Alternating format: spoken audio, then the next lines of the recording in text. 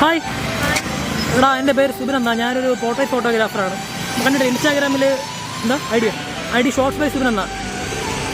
Shorts by Subin കണ്ടിട്ട് ഇൻസ്റ്റാഗ്രാമിൽ photo എടുത്തിട്ട് റീലാക്കി അപ്ലോഡ് ചെയ്യണേ. അപ്പോൾ നിങ്ങൾക്ക് ഇൻട്രസ്റ്റ് ഉണ്ടെങ്കിൽ കുറച്ച് ഫോട്ടോ എടുത്താലോ?